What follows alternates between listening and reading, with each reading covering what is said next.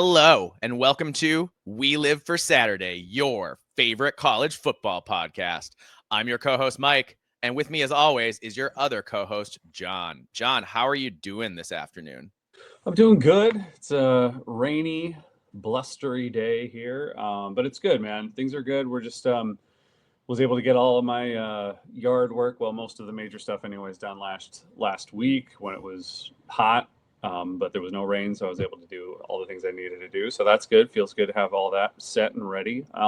Nice. Yeah. So you gardening, or what's the yard look like? Yeah. I mean, I was gardening. I was cutting down a few more bushes, and then my next door neighbor, we're going to be taking over. They just moved out, and they wanted to rent out their house. And so we're kind of helping to like property manage with that. And so I went over there and cut down a few. I was allowed to cut down a few of their trees that were that's always on our fun. property. So I was just like, it was nice to just like get it all out because I've been looking at it for like a year, and I'm like, God, I just want to get rid of that. But now, there were great people, and like, you know, I talked it over with him first, but and so that was all good. And so, yeah, man, things are good. Planted some, a few hydrangeas, and they look good and healthy, and they're taking root and all that good stuff, man. You know what you do in the spring, so it's good. Yeah. My grandpa Bud, my mom's dad, the best way to get him to go anywhere, if he didn't want to go, and he didn't always want to leave home, he liked his home, he liked being in his house. Sure. He didn't necessarily want to, visit us every other weekend like we wanted him to. He still came a lot. They were great grandparents. Don't get me wrong. Yeah. But like we had to, kind of talk him into it sometimes. And the best way to do it, we found out, was to be like, hey, there's a tree that really needs to come down. And my grandpa's like, what? And just he'd show up with his chainsaw immediately. Like, tree? Yeah, let's do this. That's awesome. It was really funny. So yeah, that's funny that you were like, yes, I got to, because everyone, every person knows who's done it, the joy of cutting down a tree.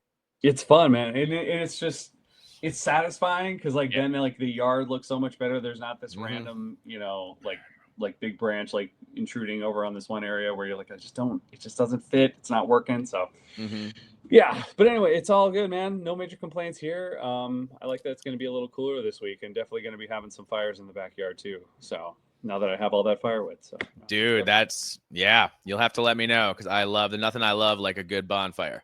Yeah, dude, absolutely. I'll let you know for sure. What about you? How's everything going on your end? Oh man, things are good. It's a Friday rolling into this weekend. I'm excited. Last night, or not last night, but a couple nights ago, the Minnesota Timberwolves secured their place in the Western Conference Finals. I know we're a college football pod, but I do watch some other sports too. And how there are Christmas and Easter Christians? Yeah. I'm kind of a playoffs and finals NBA fan. Yeah. Like, I like the Wolves, but the NBA has like a terrible TV deal where unless you pay them $1 bajillion for league pass, the best like the Timberwolves were on the TV like I think half a dozen times all year in 82 games. Wow. So I watch when they're on TV, but it's just like not that often, right? Yeah.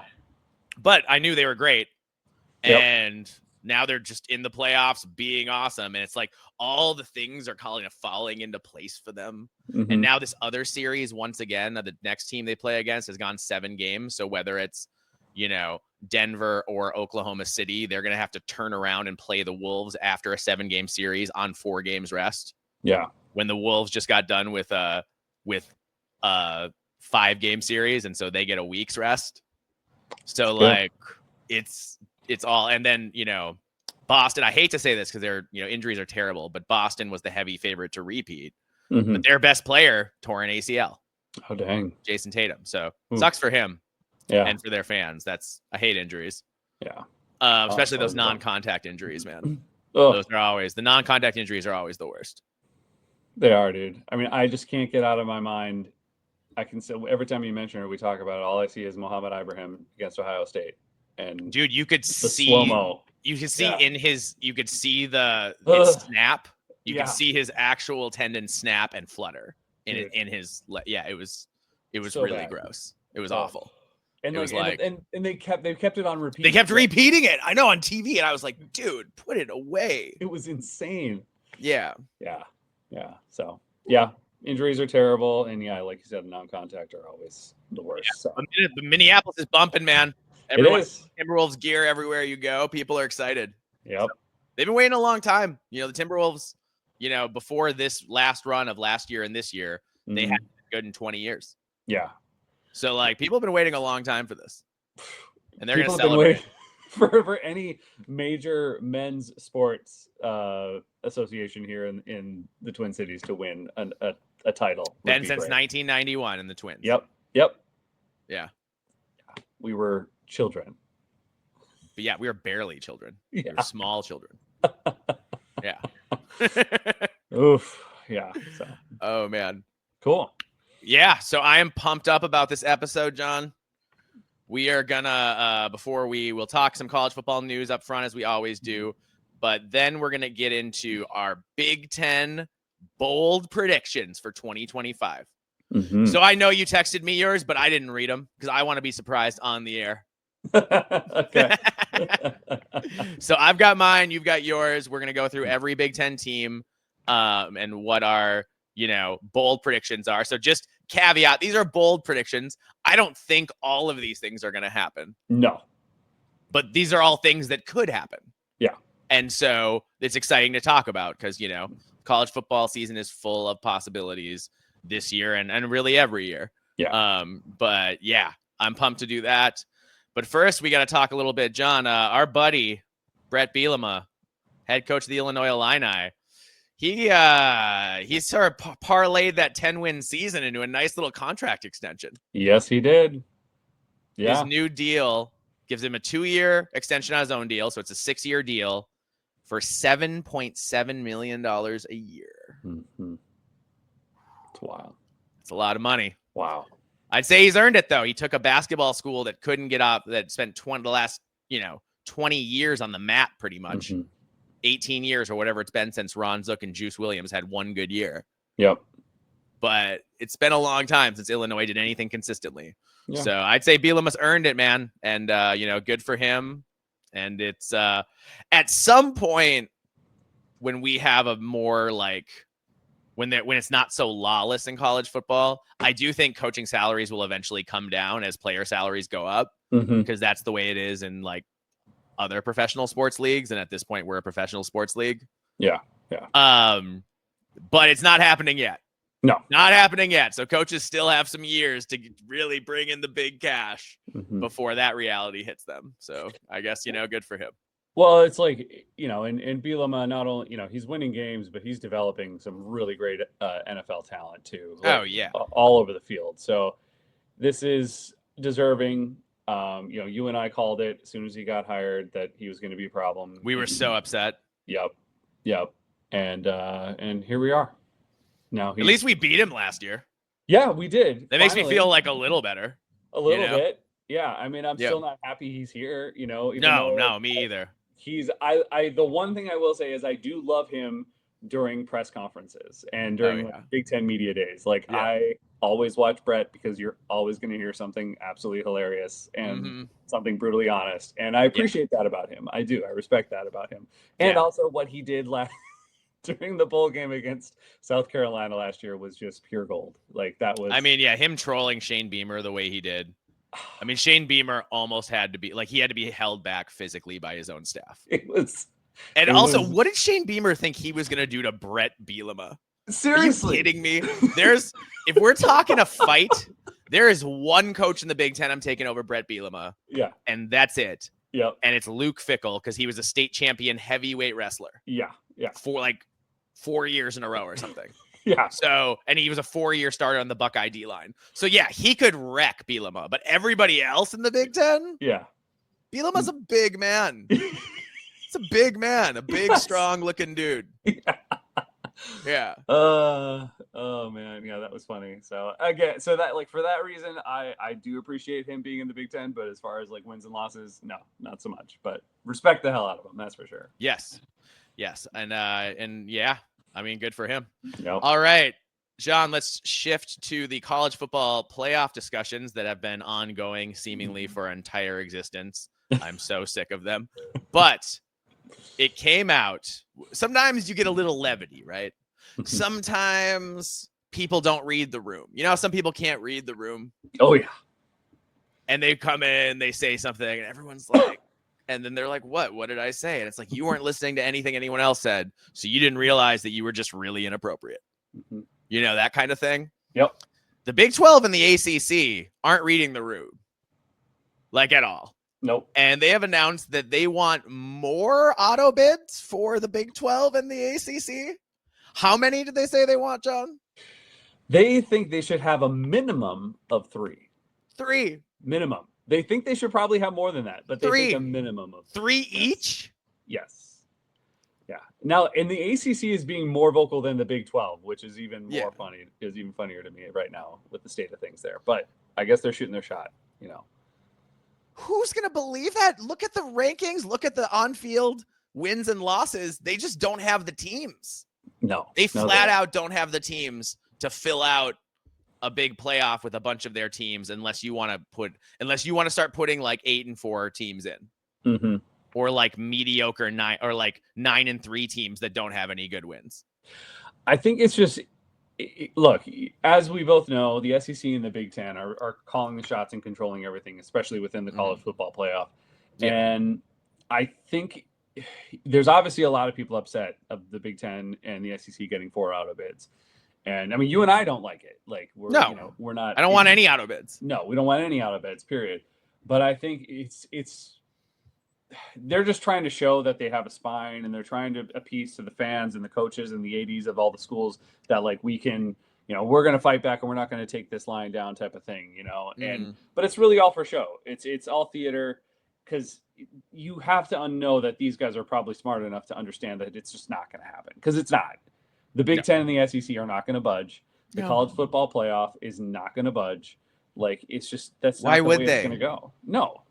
They don't have any leverage. None. It's like they're playing poker and they've got like a bunch of single cards in their hands that don't relate to them all. And they're like, all in. Yeah. Like, what are you doing?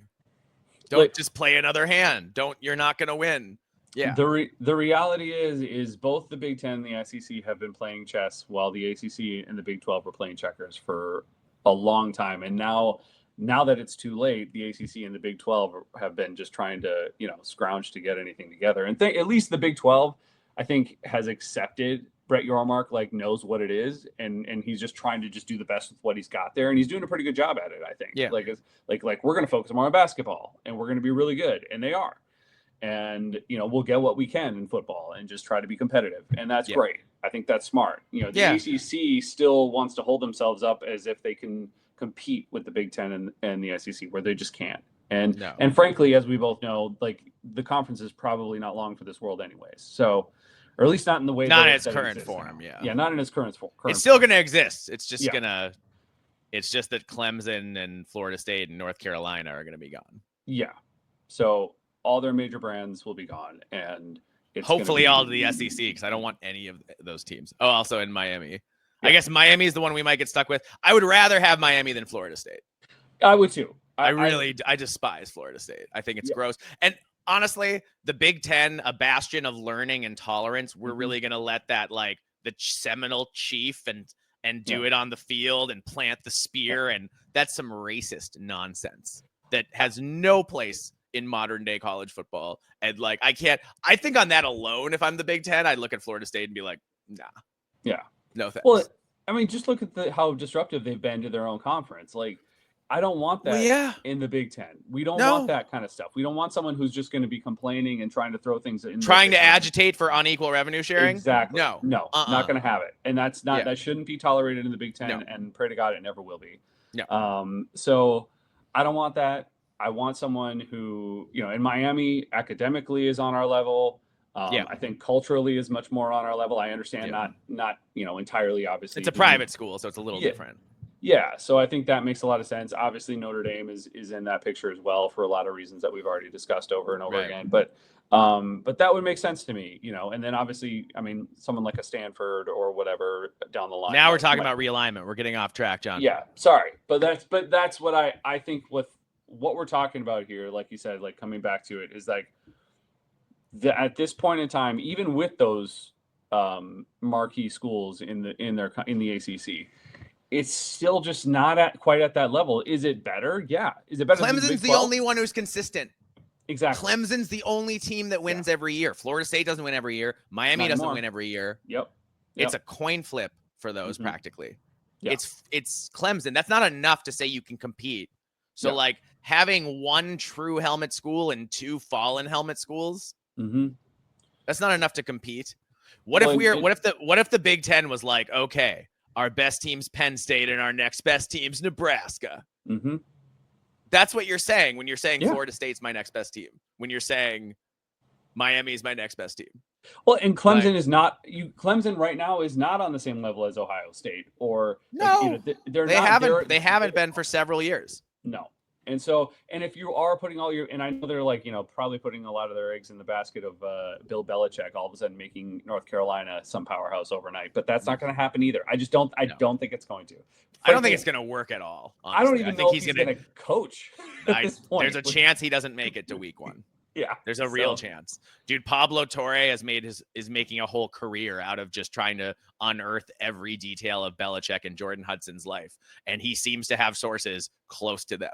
So Jordan and Bill, whoever you're talking to, be careful. Yeah, because somebody's leaking it to Pablo Torre, and he does not mean you well. Yeah, you know, he wants to crack this thing wide open and make a name for himself, and not just be, one of those annoying talking heads. He wants to be like a talking head you actually care about. Yep. So, and man, he's grabbing onto that like a dog on like the dog who caught his tail, and it was like, awesome, finally. Yeah. Well, so yeah, man, it's just, I think it's silly to try to demand anything like that. I think it's all theater. I don't think anything of this is real. They're just trying to push back because they feel like they have to appease somebody out there to like be like, see, we fought for you, nothing we could do, but we tried, which, I guess that's part of their job. I can understand that. So I guess, but, never going to happen. No. All right. And last thing, something that is probably going to happen, John, and it's not just going to happen in the future, but for this year and this 2025-26 college football playoff, they're going to go to straight seeding. So that's positive. So before, if you'll recall, everybody, the 4 highest ranked conference champions got the first 4 seeds, but that led to things like Boise State and Arizona State getting buys when they clearly weren't the top, 4 or 5 teams at all. Yeah. So now the top 4 conference champions get in for sure, right? But the seeding is going to just go by where you're ranked in the polls, how you slot in. Yeah. So I think that's a huge improvement, and that would have made for probably more compelling games last year. Well, and it's made sense the whole time. I don't understand who signed off on last year being like, oh, this is the best way to go. Like straight seeding is always the best way to go, in my opinion. That was like a relic of an older idea. I remember back in the day, Jim Delaney, when we first talked about expanding, and he went to the 4-team playoff, and he said it should be the 4 highest ranked conference champions. And he was pushing for it then. So I feel like it's a relic from back then. Yeah. And they're like, oh, finally we can do Jim's idea. But then it didn't, it's the 12-team playoff's a totally different animal. Yeah. And you don't need the automatic bids. I think Jim Delaney was looking at representation. You don't need that with 12 seeds. Yep. You've got plenty of representation. Exactly. A lot of teams are getting in. Yeah. I'm with you. So I think it's good. I think it'll make it more interesting. I still hear people talking about how, there's like there were too many blowouts and people weren't watching the national title game and all this kind of stuff. I mean, a lot of people still watch the national title game. Yeah. It was wasn't it like 20 some million watched it? Yeah. It wasn't like, and you know what? You want people to watch the national title game? Put it on a Saturday. Yep. People have to go to bed on Monday night. They don't want to stay up late watching a football game on a work night. Put it on Saturday. Every other game is on Saturday, but suddenly, and I know there are a couple Thursday, Friday games, whatever. But like suddenly we play one game all year on a Monday and it's the national title. Why? Why do we do that? Idiotic. I think that's dumb. Yep. And I'm tired of coming up with excuses to not go to work in the afternoon. On the day of the national title, and being like, why do I have to go home? I'm tired of it. Tired of copping out and being like, so I can watch hours of pregame coverage before the national title. Tired of that. I want it on a Saturday, which is my time. You know? Yep. Not work time, my time. Yeah. I just think it's just, these people that talk about it is I feel like, look, man, there's going to be blowouts in college football. It happens, but there's blowouts in every sport. I don't care. I still had a blast watching teams play on campus. Yes. I thought it was I don't care how the game went, whether it was a blowout or not. I had so much fun getting to see that. I did too. So, I think Kevin Jennings just threw another interception. Yeah. But it was fun. That was great. Fun. I enjoyed that. Yeah. Well, I enjoyed it because SMU was this playoff team, and then we saw playoff team, but we see them against, Penn State. Who's better last year, SMU or Minnesota? Well, I'll tell you which one played better against Penn State. Yep. You know what I mean? So yep. Just saying, the Big Ten and the SEC have separated a little bit. Yeah. To the point where we're going to, and that's why it's so ridiculous for the ACC and Big 12, especially the ACC, to agitate for more bids, more auto bids. Because it's like, you're not producing right now with the chances you're getting. Yeah. So you got to capitalize. You got to prove that you can crawl before you can walk and run. Yep. I agree. Totally it's fun. agree. And it's been a big fall for the ACC, man. I remember in the 2000s, there was talk that the ACC had it was the ACC and the SEC and then everybody else. Yep. Yeah. I remember ACC used to do awesome on National Signing Day and all that kind of stuff. But it turned out that ACC schools are a bunch of small schools and not big fan bases, and they don't have NIL. Because a lot of the schools are small. Yep. And when, unless you're like Northwestern and you have one big donor you can go to, if you're a small school, your NIL is not going to be as good as the bigger schools because it just doesn't have the same kind of pool to draw from. Yeah. Yeah. Wow. I at least they're making progress with the college football playoff and moving in the right direction. Yeah. Obviously it still needs work, but I can get behind this. So totally. Yeah. All right. Should we get into our Big Ten bold predictions? Let's do it. 2025. Before we do that, though, I want to, as always, say where you want to find We Live for Saturday. You can find us on YouTube, Spotify, Apple Podcasts, and Podcast Addict. You can find us on Twitter at We Live for B1GSat. You can find Mike at Alibaba26. You can find me, John, at Norwegian Gopher. And you can email us, We Live for Saturday, B1G@gmail.com. Please follow, subscribe, retweet, tweet, all that good stuff, like I already said. So please do that. We really appreciate it. Especially on YouTube. So if you're an audio only listener, we love you. But if you could just go to YouTube, all you need is to go to YouTube is have an email account. You all have email accounts. Go to YouTube, subscribe to We Live for Saturday. It helps us a lot. Yeah. And, just to be totally transparent with you, as much as we love doing this for the love of the game, it would be nice if we could monetize it at some point. We would love that. Only way that's going to happen is if we continue to gain subscribers. So we don't need any money from you. We just need you to follow us so that YouTube will give us the money. Yep. Not you, YouTube. That's who we're trying to get paid by. Yeah. All right.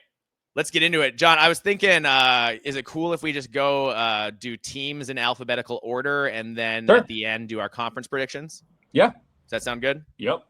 Cool. All right, man. Then let's start in Champaign, the Champaign room with the Illinois Illini. Do you want to go first or should I? Go ahead and start off. All right. My first one, and please, Illinois fans, these are bold predictions. Doesn't mean it's going to come true. Please don't turn off the podcast after I say this. Brett Bielema will do so well this year at Illinois that he will be offered a major SEC head coaching job after the season concludes. Brett will have to decide whether to keep it rolling in Champaign or try his luck at a helmet school. Will be exciting to track either way. Although obviously it's better if he stays in the Big Ten. So Florida State could be open next year, man. Florida could be open next year. Auburn could be open next year. Kentucky could be open. Not a helmet school, but Kentucky could be open next year. I'm trying to think. There's a few. Oklahoma could be open next year. I could see Oklahoma going for Bielema, man. That seems like that could be a fit for sure. I feel like I don't know. I don't consider Auburn a helmet school much anymore. I know they probably technically are, but I don't. But I know. Yeah.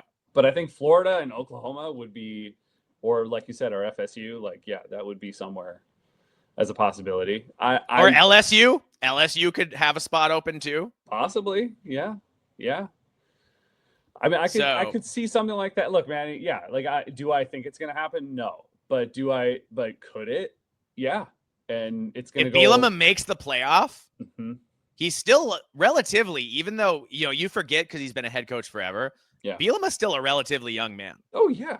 Yeah. He started as a head coach in his 30s. Yep. So he's still got a lot of coaching left in him.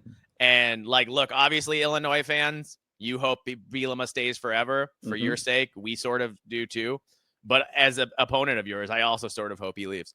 Yeah. So, but no, but I think Bielema likes it in Illinois. I think he'll stay in Champaign. But I think he's going to have an option. And I think there's going to be 48 hours where you're like, is Bielema leaving or is he staying kind of thing.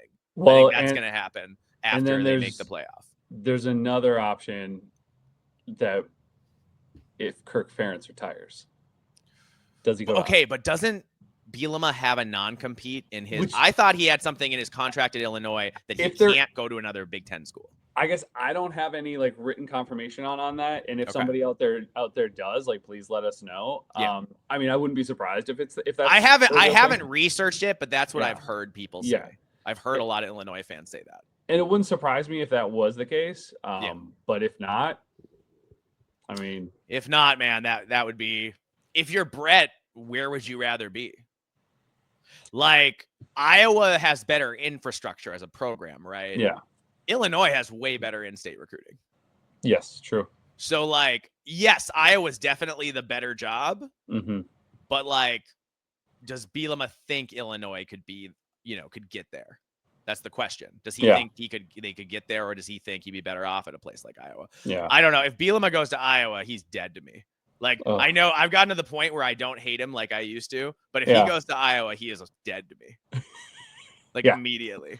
Yeah. Are you kidding me? If he tormented us in Wisconsin forever and then he's going to go to Iowa State and do the same thing, that would be terrible. I hate it. I'd hate that. Yep. No so thanks. I hope so. Honestly, now the more I'm talking myself into hoping he stays in Champaign. Better the devil you know, man, than the devil you don't. Yep. And I do think Bielema at a place like Iowa could be terrifying. Yikes. Yeah. Could be terrifying for sure. All right. So that's my first one. And then I've got if Illinois beats Indiana to start Big Ten play, the Illini will make the college football playoff. So that's maybe not a bold prediction, but I struggle a little bit with that. We know about all the returning talent. Illinois will be favored in all but 2 of their games this year. If they beat Indiana, the rest of their games, the only games they won't be favored are USC and Ohio State, and both of those games are at home. So that can be bad for an average team, but if you're a good team, you want your toughest games at home. You want people to have to come to your house. Is USC going to be favored over Illinois? I don't know. Maybe not. Maybe not. Maybe it'll just be Ohio State. You could be right. I'm not bought into that yet. I mean, not to say it couldn't happen. Not to say it couldn't happen, but from what I see coming back and just knowing who Bert is, and Luke Altmaier and just the team that we're going to see on that field, this is another potential 10-win team in my opinion, and probably I think so too. So so I just think, and I don't see USC as that. I'm not saying that they might not have a better record this year, but I do not see them as a 10-win team. I was thinking from Vegas's perspective. Sure. I feel like Vegas is always going to have, how they always have Nebraska's win total way higher than it should be because they need even betting on the over and under. Yes. I feel like USC always gets more credit than they deserve because they need even betting on the over under. True. Fair. You know what I mean? Fair. So they're always getting puffed up. So I think Illinois is the better team. I think Illinois is going to win that game, but I also, I just think that USC in Vegas it'll be like USC by half a point. And it'll be like, really? Is that really what you think is going to happen? Yeah. Kind of thing. But that's actually what, you know what I mean? Yeah. I feel like it's going to be that kind of thing. But dude, this Illinois schedule is incredible. I mean, it's incredible. You couldn't have drawn up like a better one if you tried. Like, I want to know what they did to deserve it. Because it's like a little unfair. So they start out with Western Illinois. Then they have to go to Duke. And I will say Duke has Darian Mensah, who's a very good quarterback. Be a tough game. That's a tough game, especially on the road. Yep. Illinois, though, with everyone they have back, should win that game. Should, yeah. Then Western Michigan. So that's easy. Then they go at Indiana, at USC, at Indiana, home USC, at Purdue, home Ohio State, then at Washington, Rutgers, Maryland, at Wisconsin, Northwestern. Wow. They could win 11 games. Yeah. Yeah, they could. They could win 11 games. Yeah. Like,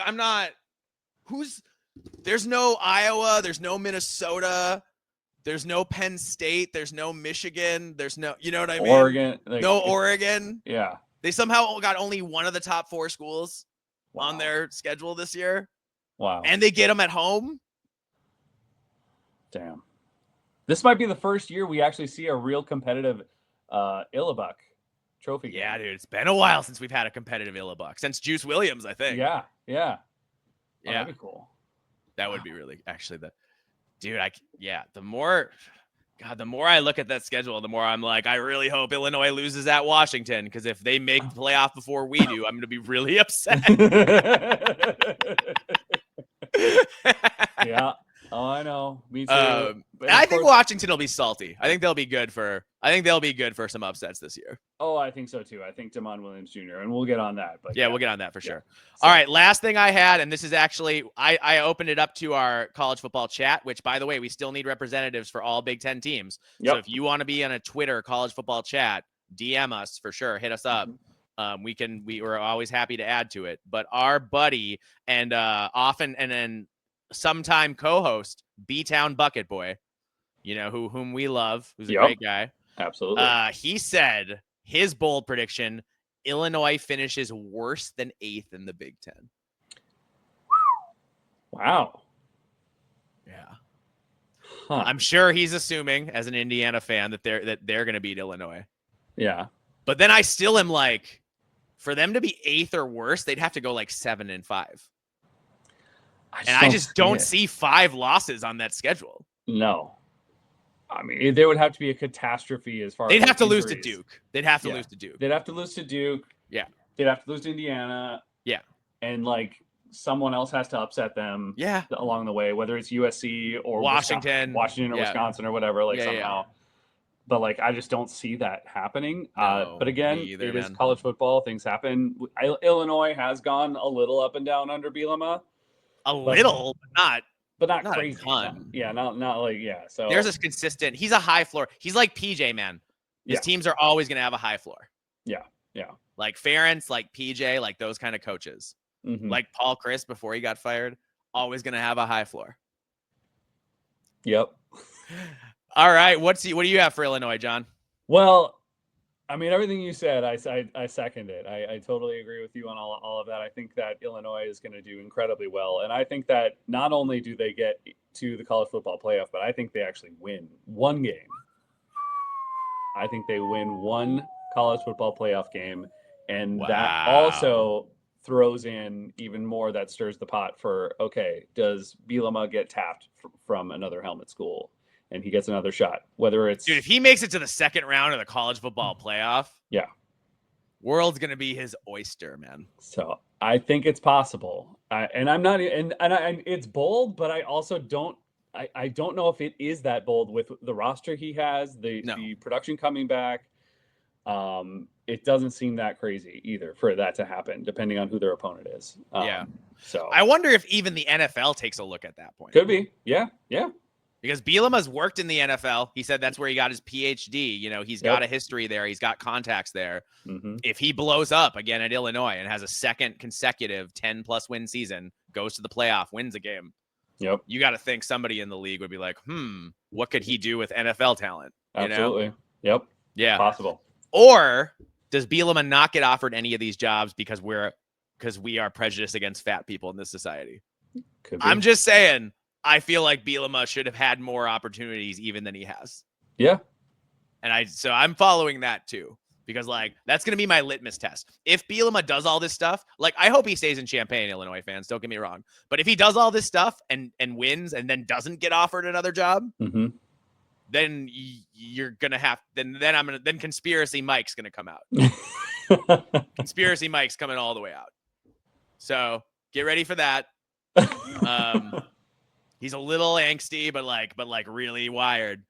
And yeah, that would be where I'd go with that. Yeah. Cool. Are we done with Illinois? Yep. All right, moving on to Indiana. I'm going to say that Fernando Mendoza's ability to scramble will win them multiple games late. I think that it's a big difference having Mendoza back there versus Curtis Rourke, who is playing on a completely torn ACL. I think there's going to be like a couple 3rd and longs in big games where Fernando Mendoza finds a way to scramble and pick it up, and that's going to keep a drive going that's going to score and like get a winning touchdown. So I think he's going to be like, I don't think he's better than Curtis Rourke because Curtis Rourke was amazing. Yeah. But I think but Curtis Rourke was playing on one ACL. Yeah. So he couldn't move really. Fernando Mendoza can move a little bit. So I think that will be I think that's something I'm watching for. I don't know how bold it is, but I do think it's going to be different. Yeah. Yeah. For Indiana with me, now, is there a little regression as far as their record goes this year? Yeah, I don't think they win 11 games like they did last year. But I do think that they still win 8 or 9 games and they look dominant.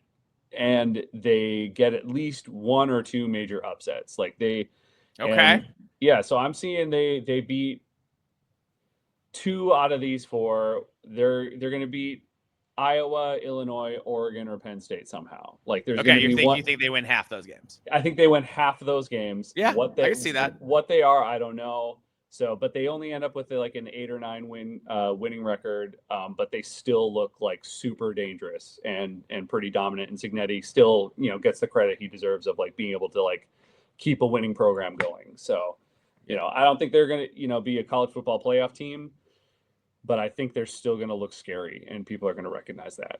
Oh yeah. Yeah, Indiana's here to stay. They're not going away. I know a lot of people have them going like they're going to like come crashing down to earth, and I just don't see it right now. Until proven otherwise with Cignetti, I just don't see it. Cignetti in 15 years as a head coach has never had a losing record. Yeah. Ever. Yeah. So yeah, here's the thing about Indiana so here's my very specific Indiana prediction. I think the Hoosiers will have at least 3 losses, and one of those I'm calling in advance will be an upset loss at the hands of Iowa. I think Indiana's going to be favored. I think Iowa's going to win. Curt Cignetti's offense uses, John, more RPO than anybody in the Big Ten. History lesson, folks. When PJ Fleck first got to Minnesota in 2018 and 19, his teams or other teams did not know how to effectively defend the RPO. Minnesota made their entire offense out of it. Yep. However, it only took Phil Parker and the Iowa defense a couple years to figure out how to drastically reduce the effectiveness of RPO plays. I think Iowa will totally shut down Indiana's RPO game, which will force Cignetti to make an adjustment and go to different parts of his offense. I firmly believe Indiana will come into this year early in the season running a ton of RPO stuff again. And then I think after Iowa shuts that part of the game plan down and shows people a formula for slowing down the RPO, I think Cignetti will be forced to innovate midseason. I think the offense is going to change drastically during the year because I think that here's the thing. Indiana was great last year, right? They were awesome. They had great players. They executed all that kind of stuff. They played a lot of bad defenses. They got basically everybody in the bottom half of the Big Ten. And then when they did play Ohio State, when they did play Notre Dame, the RPO didn't work anymore. Yep. Because they didn't have to blitz to stop it. They would play you head up on the line of scrimmage and trust that their linebackers can fill and get there and make the play on the run so that they could sit back in coverage with everybody else. Mm-hmm. I think Curt Cignetti hasn't learned that lesson yet because no one's made him learn the lesson. Yeah. So I think this is the year. I think Indiana fans are going to come riding in high, and like so many fan bases before them, it's going to be one of those bitter, how did we lose that game losses to Iowa. Mm-hmm. We've all been there. It's awful. Indiana, I'll be rooting for you in that game because I always root against Iowa. But that's where I'm drawing the line. I think Iowa beats Indiana. Yeah, that's fair. Yeah. All right. Speaking of Iowa, should we move on and talk about the Hawkeyes? Oh, let's do it. All right. Here's my first bold prediction. No Iowa receiver will have more than 500 yards receiving. This may not seem bold, as last year Iowa's leading receiver was Jacob Gill with a paltry 382 yards receiving for an average of 35 yards per game. Woof. That is not going to get it done this year. I believe Iowa thinks they'll have an improved passing attack. And Mark Gronowski from South Dakota State, the transfer quarterback, he's definitely an upgrade, but he missed spring ball with an injury. He's surrounded by below average talent at wide receiver. I think it'll be extremely difficult to get the passing game going because of that. And without a standout number one receiver on the roster, and without Caleb Johnson to draw guys into the box and force them to respect the running game the same way, I think Iowa will have to scheme guys open and spread the ball around in order to move it. Mm-hmm. It's going to have to be a more democratic offense, and offensive coordinator Tim Lester has to show us that he can run actions, run meshes and screens and other crossing routes to get guys open and get the defense confused. Because I'm looking at that receiving room, man, and Jacob Gill doesn't scare me, and Vander Zee doesn't scare me, and nobody they got in the portal scares me. Nope. And their quarterback missed spring ball again. Mm-hmm. Their new quarterback. So he's going to be limited to whatever he can get done himself. And I'm sure they'll work hard. But, man, there's some stuff you can't make up for missing. Mm-hmm. And it just takes time playing. And I think that's going to, because of that, I think Iowa is going to, could be struggling early in the year. Yeah. I mean, and I think that's fair. And honestly, I would probably lean more towards your prediction as becoming a reality. Now, my prediction, because we're going bold, is that Iowa's offense is actually going to look better than their defense. Interesting. Just saying. Okay. Last year especially, but even before, there are cracks that I have never seen in Phil Parker's defense ever. Yeah. And we have seen him for years and years and years and years. We have so much 20 experience. Years. Yeah. So 2 decades worth of since evidence. Norm Parker retired. So to see him, to me, this last year, which was still a very good defense, but to see that there was obvious cracks and issues and problems going on, especially in their secondary. Yeah. A lot of broken coverages we didn't see before. I have never seen it before. No. And to me, that I'm just I just have a feeling that somehow, not that their defense is going to be bad, but but for Iowa standards, it will be. Okay. And which is bad news. That's not good news, because that's how Iowa wins games. Yeah. Defense, special teams. Yeah. I actually have a feeling that Gronowski is going to do well and make his receivers look better than what they are. Sure. Obviously I'm concerned as far as the running game to be able to help support him and take some pressure off. But I think Gronowski is going to, it may take him a couple games to get there, but I think he'll be able to maybe get them to that point where their offense looks like it's producing and the passing game is starting to work again. On some level, are they going to be, elite? No. But do I think they could be good? Yeah, possibly. I think the possibility is there, but I think it may not be technically that their defense is worse or is better than. But it'll feel like it. No, I get it. Feel like it. Because the offense will be improved and the defense will be worse. Yes. So I think there's going to be some kind of panic, because people are going to see that and be like, what's going on? What's going on in Iowa City? Is this why now Kirk is going to leave? Is this going to be retired? And honestly, another bold prediction, Kirk Ferentz retires after this year. That's a big one, John. Boom. Kirk Fair calling his shot, saying that after a quarter century plus, he's gonna walk. Kirk Ferentz gonna walk away, huh? It might just be wishful thinking, but that's what I'm gonna say. So, okay, is it gonna be his idea or the schools? The schools. So you think, okay, so it's not that he wants to walk away. You think Beth Getz is gonna be like, it's time? I think it's been pushed on him for the last few years. I think Beth Getz has been slowly, chipping away, getting him to that point where and then this year it's going to look a little shaky.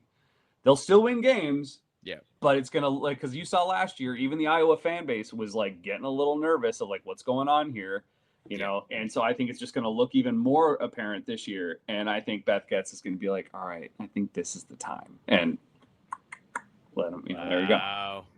I hope you're right, because I just don't think unless it's Bielema, I don't think whoever they hire is going to be as good as Kirk. I hope not. I just don't think they will be.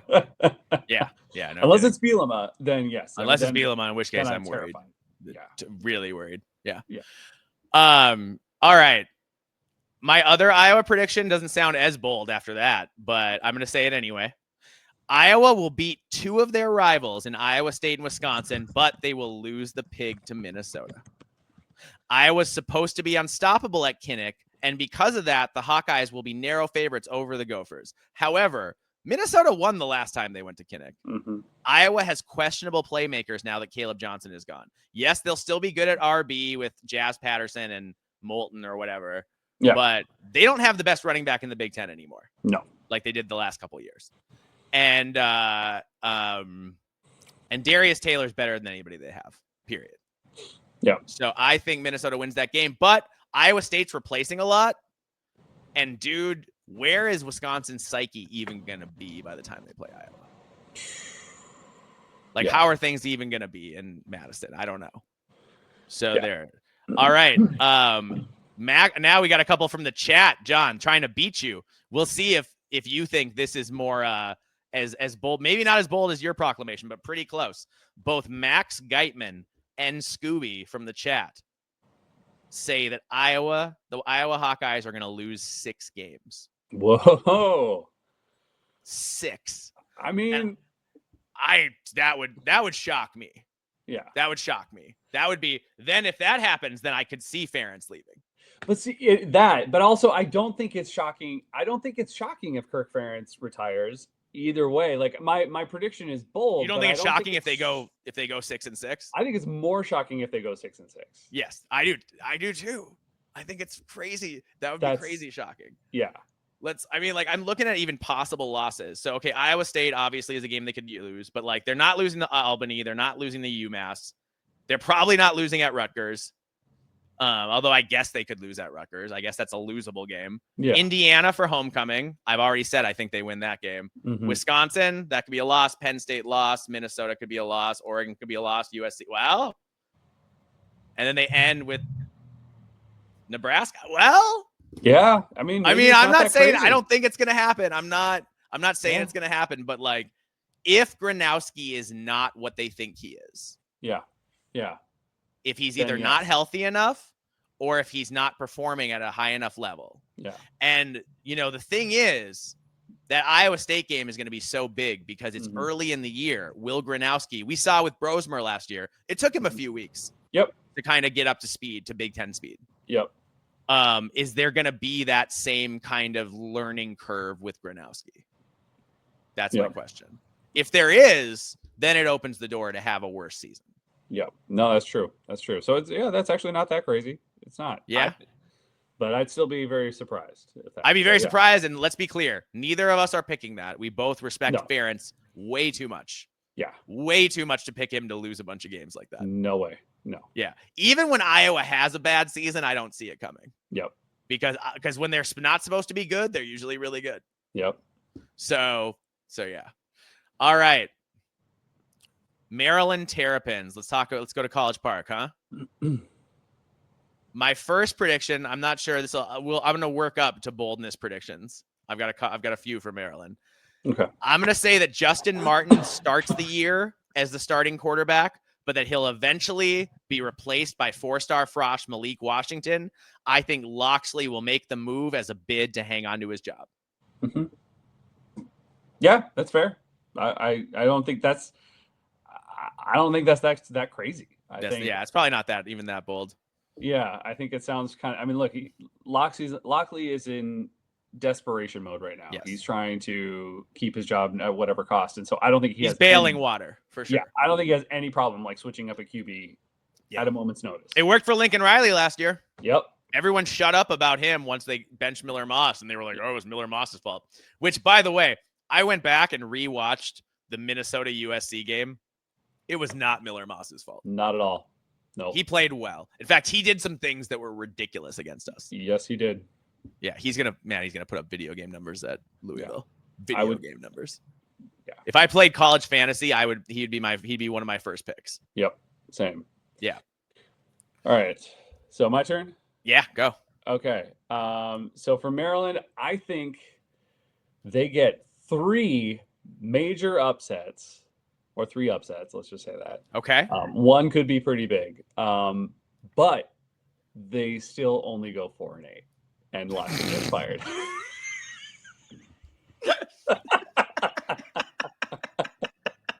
You had me going, man. You had me thinking you were gonna pick them to go like 7-5. I was gonna be like, wow, John's out on a limb with Maryland. I think they somehow find a way to beat three of whether it's Wisconsin, Michigan, and Washington, but like then they lose somehow to like Florida Atlantic and Northern Illinois, like that kind of scenario where they upset a few teams that they shouldn't, and like are very much like the other team is very much in favor to win that game. And like Locksley just like schemes the hell out of it and like just does a great job coaching, and then like just totally falls on his face the next week. And I can just, because that's just the way it goes in Maryland. Like there's never been a lot of like in the middle. It's all been high highs and low all lows. or nothing. Yeah. And I can see Locksley just going out just the same way, and just showing out for some team that he shouldn't beat. Like let's say they just somehow beat Michigan by 2 scores, but then like I said, but like somehow also lose to Florida Atlantic. So right. That's kind of what I'm seeing. But Locksley still inevitably loses his job. Yeah. All right. Well, John, I've got one along the Maryland upset line, and I'm gonna put a line in the sand, say Maryland's gonna upset Wisconsin in September. Yeah, I know Maryland lost a ton, and that Wisconsin pretty clearly has the better roster, and Wisconsin literally stole their quarterback. Mm-hmm. That said, Billy Edwards, the aforementioned quarterback, took a piss allegedly on everybody in that locker room last year when he was allegedly complaining about his compensation mid-season last year and distracting the rest of the team from focusing on what they're doing because Billy wasn't getting his. That's the story Maryland tells, right? Also, Maryland tends to peak in September under Locksley. They tend to play better earlier in the year before you get film on them, right? Yep. You can bet he will have the boys ready for war when the Badgers roll into College Park. Because if he can't pull the upset there, I wonder how many games will they even have a chance in. Mm-hmm. So I just think there's going to be so much desperation. I think Maryland's going to treat Wisconsin like it's Super Bowl this year. Yeah. I could see that. Absolutely. I think they need to, frankly. Yeah. All right. My last one for them is I'm going to say Mike Locksley will be fired during the season, not after. Oh, okay. After losing to either Rutgers or Illinois. I think the administration wants to get rid of Locksley, and there's potential for a brutal, lengthy midseason losing streak. Mm-hmm. So I think they lose 3, 4, 5 games in a row. I think the administration, the fan base stops showing up.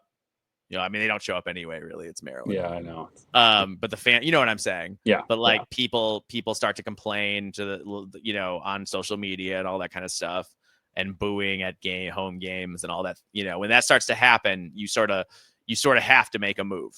Yep. And I don't think Locksley's making it through the season. Mm-hmm. Yeah. And then our buddy from the chat, Knit Nation Recruiting Mish, which is Michigan, which is I don't totally understand that name. Knit Nation Recruiting Michigan.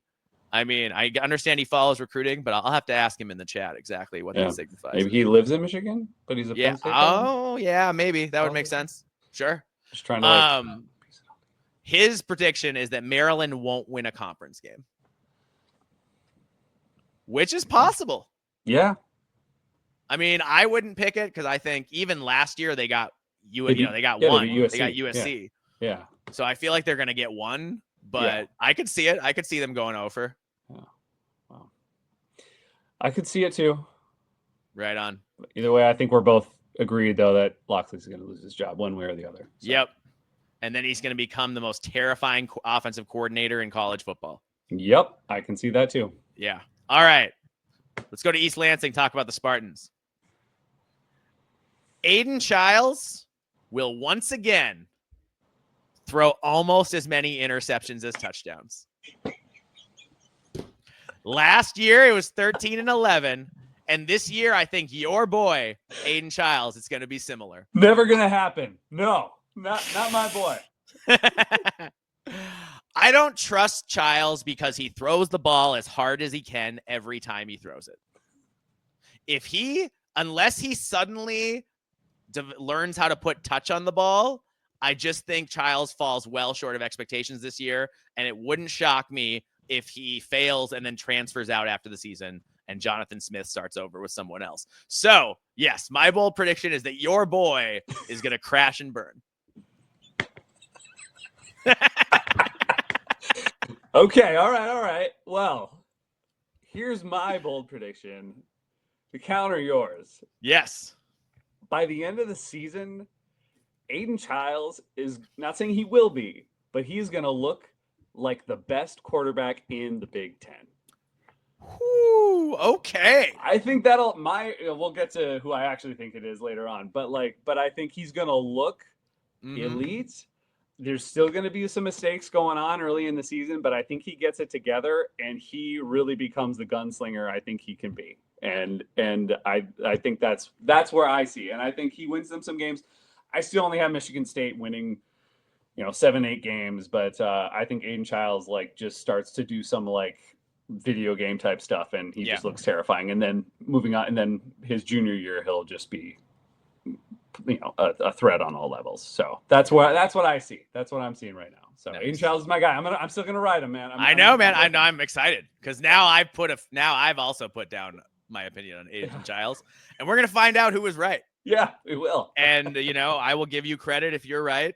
Same. I'll do that. I will. If I'm right, we're gonna have a good time when they come to visit the bank. Look, I hope I hope that's a really off game. Yes. But he shows out the next game though. Just Minnesota. Just not against us. I think Minnesota, he should throw 10 or 12 picks like that. 10 or 12? Yeah, that would be a lot. That would be a lot. All right to Kerry Brown and Coy Parrish. That's what I think he should do. So. All right. Well, this leads to my other Sparty prediction, which, okay, Sparty fans, you're gonna hate this. Michigan State misses a bowl for the second consecutive year. Ooh, really? The offense looks improved, but the defense still doesn't have any big-time playmakers on the defensive line that I can see. DC Joe Rossi is averse to blitzing. We know that. He doesn't want to blitz unless he absolutely has to. It's very frustrating. I think his bend but don't break style can be very effective, but only if you have the defensive line to pull it off. And they have put on top of that, Sparty has a slate of good offenses to play against that could be a problem. So I'm going to be watching them early in the year to see if the pass rush has improved at all. If it's improved, then I think they're in good shape. Yeah. If it's not improved, then I think there are going to be questions. And there might even be questions about our guy, Joe Rossi.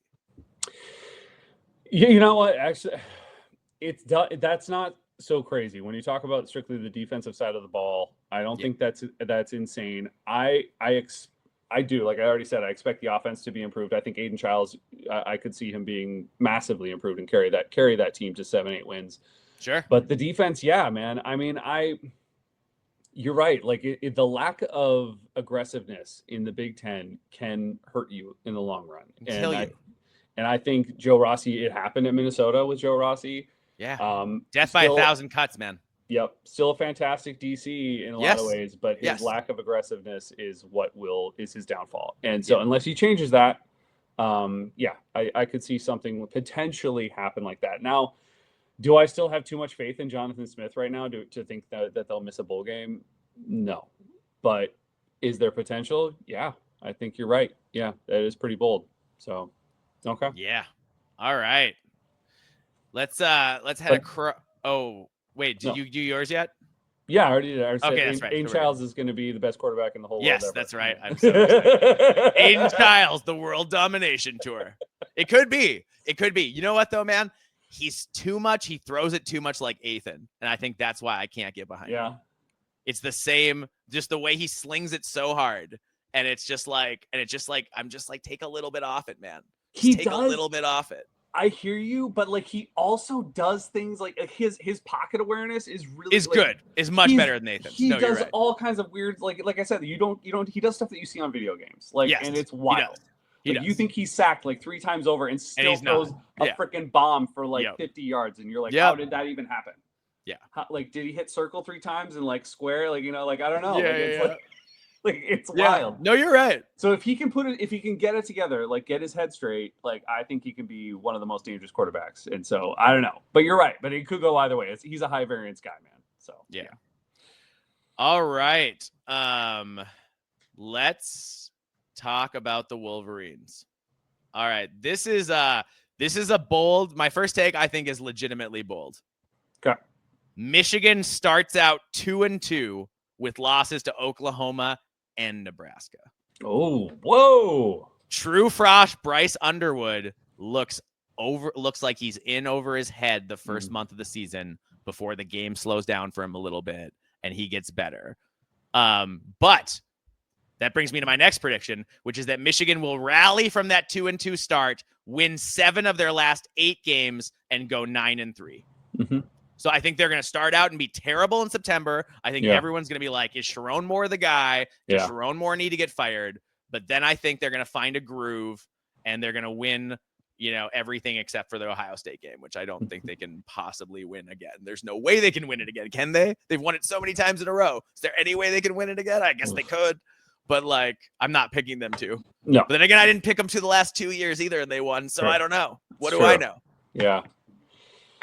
All right, well, Michigan, for me, I see kind of something similar, that the offense struggles a little bit. Underwood might, not look like he's the guy. But I think that it turns around, but really what becomes the Achilles heel for Michigan is going to be the defensive side of the ball, particularly the defensive line. Yeah. I just think that for whatever reason, and I don't really have anything to other than that. I know they're replacing Grant and Graham are gone. Yeah, they're replacing a lot of people. I 2 All-American D tackles. 2 of them. It's so hard to replace talent like that. Yeah, and I even if you are Michigan, it's tough. Yes. Like at least the first year, like they may be developmental and they may be getting there, but I just don't know if anyone is there at this point in time yet. Yeah, and I just think Michigan last year, you saw that they could get beat deep. You saw that you could beat them with the passing game, and now I think if they're struggling at the defensive line and possibly the secondary, I just think Michigan, I think their offense is going to look better, but I think at the end of the day, what's going to be their downfall, or at least cause them to not win as many games, I think they're still going to have a winning season, but it will be their defense is going to be the biggest problem. So how many games do you think they're going to win? I mean, I still see 8 or 9. Okay. I definitely see that, but I see that the defense becomes very problematic. Sure. And people are in the losses. Yeah, in the losses. And even in the wins, I think people get a little bit nervous because their defense just does not look great. But Bryce Underwood somehow turns into, a really, really good quarterback. Dude, that's the thing. Is Bryce Underwood gonna be is he gonna be a bust on one end? Is he gonna be Trevor Lawrence on the other end as a true freshman who has won a national title? Yeah. Or is he gonna be like Dylan Raiola, where you see it, but it's not there yet? Yeah. He could go any of those ways because he's the number 1 recruit in the country. I could see any of those things happening. Yep. It'll be really fascinating to watch the Wolverines this year. Oh yeah. That week 2 game against Oklahoma is going to tell us so much. Oh yeah. And it's on the road, man. Taking a true freshman quarterback on the road to play. Yeah, that's Norman. That's tough. That's a tough place to play. Yeah. All right. Next up, let's go to Minneapolis. Let's go further into Minneapolis, into Dinkytown. Let's talk about the Minnesota Golden Gophers. And yeah, I have like 4 predictions, and no, I'm not sorry about it. I have 1, but yes, okay. I'll let you do it. You will go. All right, my first one is might be my boldest. Running back Darius Taylor will have 1,500 plus yards from scrimmage this fall, 1,100 rushing, 400 receiving. With a redshirt Frosh QB, PJ is going to want to run the ball, and he's going to want to throw high percentage throws to give his quarterback a chance to succeed, and then leave it up to his playmakers to get it done with the ball in space. So I think Darius, he had like 950 rushing last year and like 350 receiving. Yeah, something like that. I think we see both those numbers go up. I can see that. Absolutely. But I think he's going to do it on fewer carries. Yeah. Because I think AJ Turner, or on fewer touches, I guess. Yeah. I think AJ Turner is going to get more touches.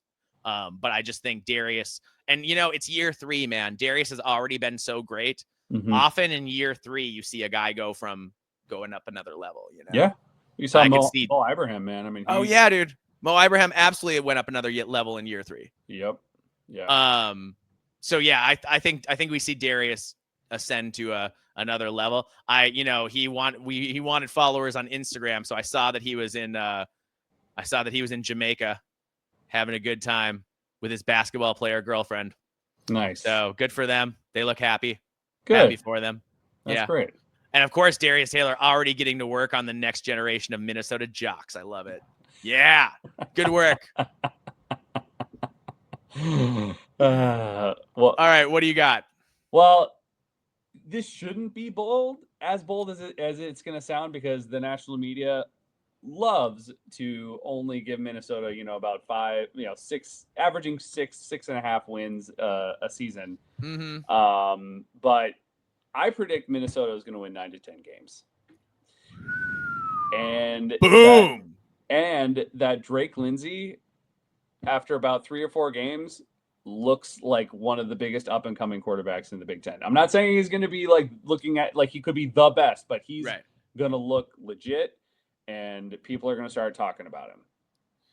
So that's what I have. It shouldn't be that crazy that Minnesota, that a 9 or 10 win, season is insane. But I know to the national media that is, which is to me, because our schedule is favorable, man. It's pretty really favorable. It's not easy, but it's not crazy hard. So I think it's possible. I have faith in Drake Lindsay. Obviously, I have faith in our offense. I really think Darius Taylor is going to be outstanding this year. I think AJ Turner is going to be great. I think our receiving core is going to be fantastic, better than what most people think. And I think our defense is going to be great too. I think it's going to show up. I think overall it's just going to be a solid team. I'm not saying, I'm not expecting constant fireworks from one player or the other, but I think it's just going to be. No, that's not PJ's style. No. I think even when we won 11 games and finished in the AP top 10, even then it's still, he wants to get up on you if he can, and then he wants to squeeze you to death like a cobra. Yeah. So I think that's what's going to happen. Or Python probably more than cobra. Yeah, not cobra. Boa constrictor, Python. Yeah, you know what we're saying. I got you. A constrictor. Yeah.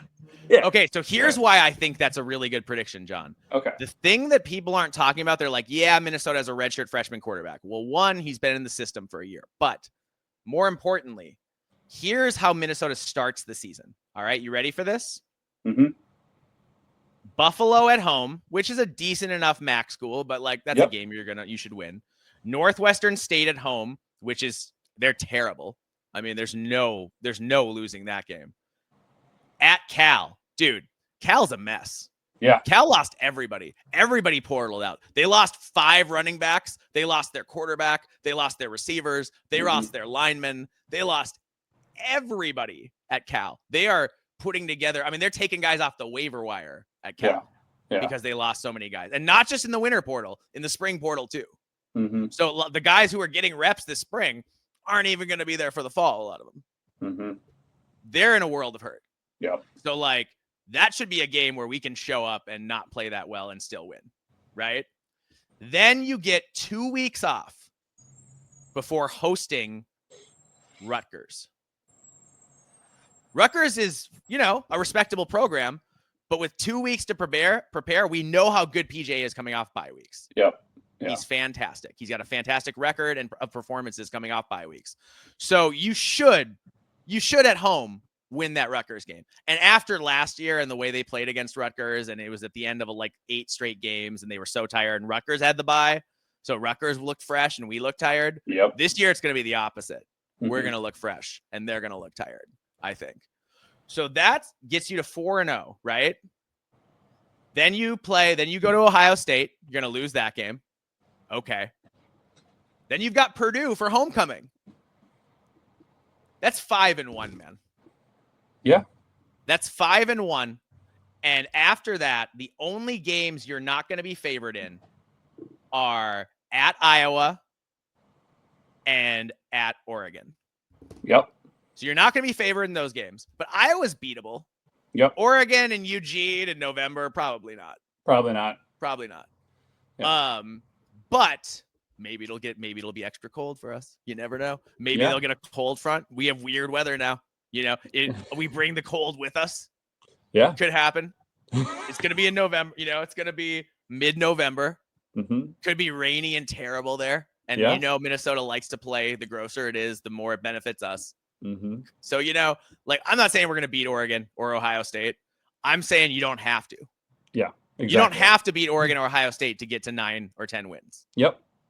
And especially if you can beat Iowa, then you can trip up somewhere else and still get to 9. Yep.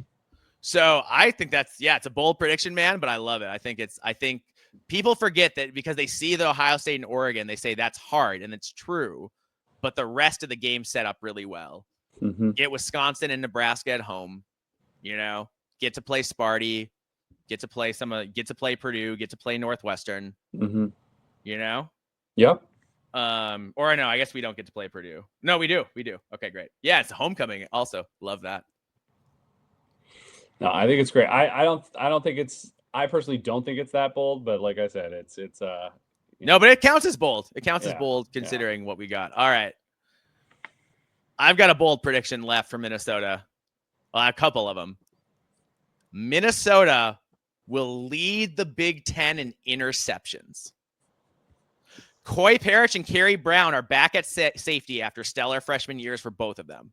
Kerry Brown had 2 picks last year, while Coy had 5, despite not playing much the first few games. Brown is underrated as all get out, as he actually is more consistent at this point. He was a redshirt, not a true. He was more consistent than Parrish last year. I think Zaquan Bryant is a veteran at quarter. And then I think the FCS transfer cornerback, Jalen Bowden, is going to be good too. So I think, we've had the Gophers have done really, really well getting defensive backs and linebackers from the FCS and plugging them into the Big Ten and having success. Yeah. Yeah. So I think you're going to see that. And I think Minnesota's secondary is once again going to be strength. That's defensive coordinators Danny Collins' baby, that secondary. Yeah. That's what he cares about. And the most. And I just think we're going to cause havoc. We're going to continue to blitz. And those blitzes are going to mean there's balls up for grabs. And those balls up for grabs, we've got some ball hawks on this team. Yes, we do. So, that's my bold prediction. Minnesota leads the Big Ten in interceptions. Yeah, absolutely. I think that's great. All right, I'll go rapid fire. You want a couple others? Yeah. Safety Coy Parrish will score on offense, defense, and special teams. He's the next Travis Hunter, man. That's what it is. Offense, defense, and special teams. I'm saying it right now on this podcast. I'm going to clip this for later. He's going to do it. Okay. We already know he can take it the distance. Yeah.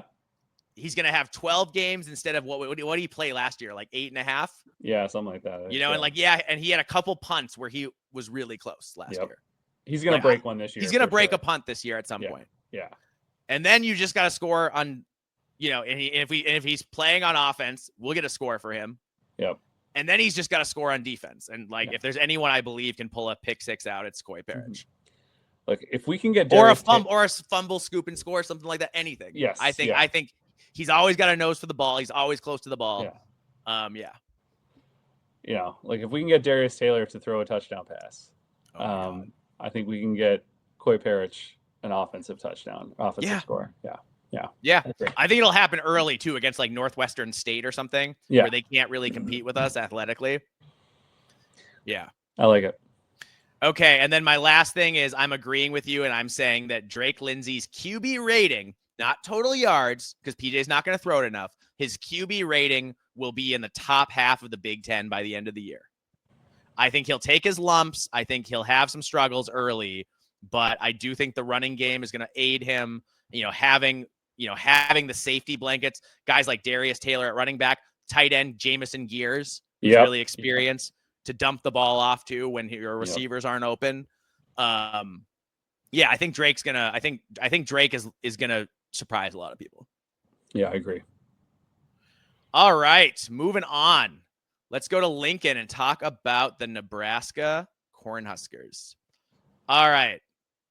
Right off the bat, I'm going to say Dylan Raiola surpasses 3,000 yards passing and completes 70+% of his passes. He was at like 66 or 67 last year. Yeah. I think he takes a step up in year 2. I think he's more efficient. I think his receivers are a little better. Mm-hmm. I think having Dana Holgorsen the whole season helps. Mm-hmm. And having him the whole offseason helps. He's a great offensive mind. So, yeah, I think Dylan Raiola is going to have a nice year this year. Yeah. I'm not as sold on their running game, but I think Dylan Raiola is going to have a nice year. Yeah. I'm with you, and that also is like partly why I'm my bold prediction, if you will, for Nebraska is what it is I do think that they show improvement. I think particularly Dylan Raiola and their passing game. But for the lack of running game, and I'm not sure their defense is going to be better. I think their defense takes a step back. Mm-hmm. So obviously one of the big narratives surrounding Nebraska right now that everybody's running with is that Matt Rule is somehow going to win double digits because it's his third year, and that's just what automatically happens apparently.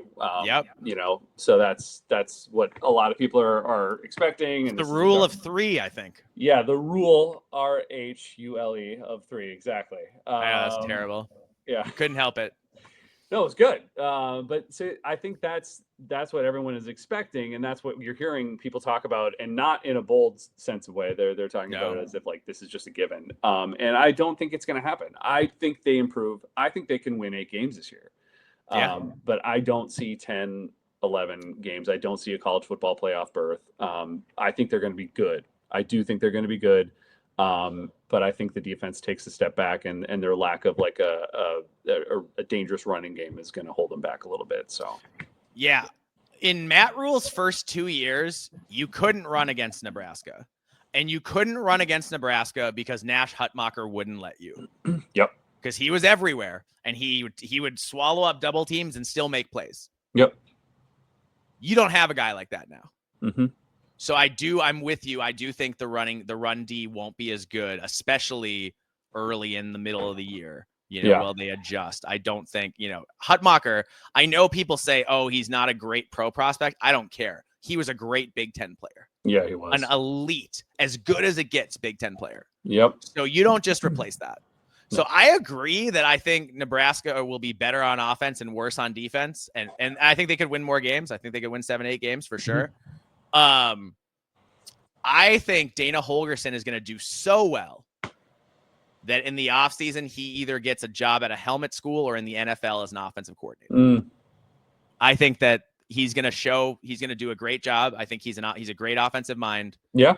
And I think if it's an offense is better, defense is worse kind of thing. Yeah. I think Holgorsen rides that to, potentially the NFL even. Could be. Yeah. No, that wouldn't surprise me. That wouldn't be crazy. Yeah. Okay.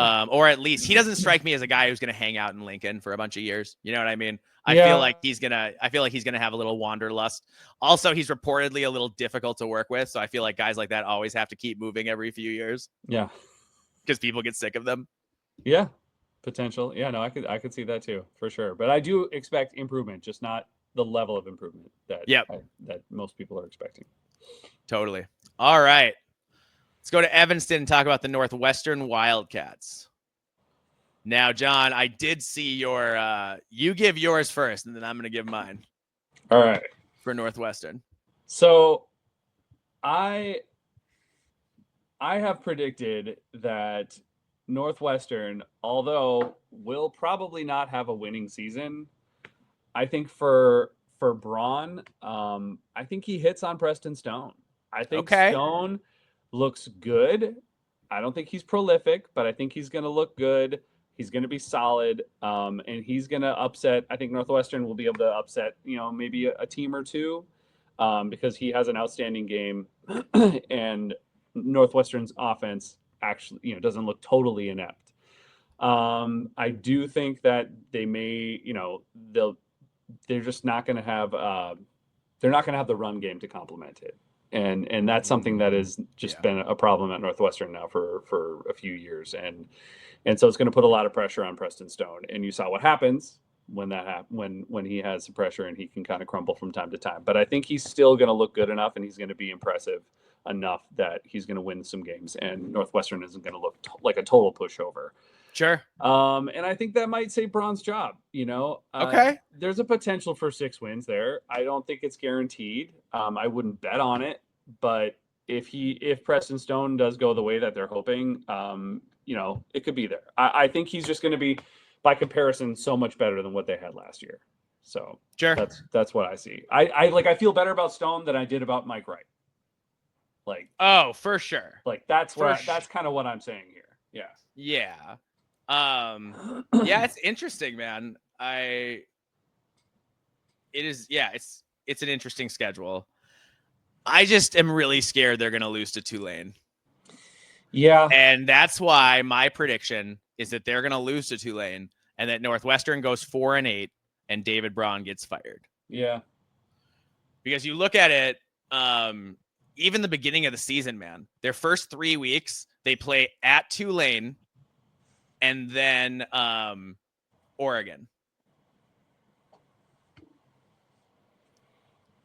So that's like 2 losses in your first 3 weeks. Yeah. Right? Yeah. And then where is the team's head at? You know what I'm saying? And I think that Tulane game is such a landmine for them. They're going to beat Western Illinois. That's 1 win. But then I'm looking down. ULM, that's 2 wins. Maybe they get UCLA at home. Maybe for 3. They're not going to beat Penn State. Maybe they get Purdue for 4. I don't think they're going to Lincoln and winning. I don't think they're going to USC as winning. I don't think they're beating Michigan. I don't think they're beating Minnesota. I don't think they're beating Illinois. Maybe I'm wrong. But here's what I'll say. One of our other friends from the chat, Knit Nation Recruiting Michigan, says his bold prediction is Northwestern beats USC. And maybe we all just get to take a turn beating USC. I mean, that's how we welcome them to the conference. We all just pass them around and all get a win. It's funny that you said that because that was going to be my next comment. Is maybe they beat USC. Really? And again, not for the. Not it could happen. Not on the players, due to someone's ineptitude as a head coach. Yeah. That's what I think. Yeah. That's funny. All right, moving on. Let's go to Columbus and talk about the reigning national champ Ohio State Buckeyes. Okay, the Buckeyes, I have a few for them too because it is Ohio State, and I do have thoughts. All right, my first one. Ohio State will go 2-0 against Texas this year, winning the regular season tilt and then again in a playoff rematch. Okay. I think it'll be really close. I think it's going to be down to the wire in the first game. And I think by the playoff, the Buckeyes are going to be charging down the track. And it's going to be, I'm not saying they're going to blow Texas out, but I think it'll be about like last year's playoff game was. Yeah. Okay. And then what do you got? What do you have for Ohio State, John? All right. So this, I don't have any evidence, nothing to actually point to other than the fact, I've never really seen this happen with Ohio State. I feel like they're due for a season where they are suffering significantly from the injury bug. Oh, okay. And they end up potentially going 9-3. Oh. I don't think it's going to happen. I'm just saying, I haven't seen that happen in a long time for them to have that kind of issue on the field. And like, I feel like, come on, like every team has to go through something like that once in a while. And it's been like, I don't even remember the last time Ohio State had major issues like that. They haven't lost more than 2 games since 2011. Yeah. So I think it's potential. And they were sanctioned that year. And if anything, like they'll go 10-2, but be going really close to being 9-3. But I have them beating Michigan. You have them beating Michigan. Backup quarterback. Nice. Dude, I have them beating Michigan by 4 scores. Okay. I think Ryan Day has been grinding film on Michigan and Sharon Moore since the game ended.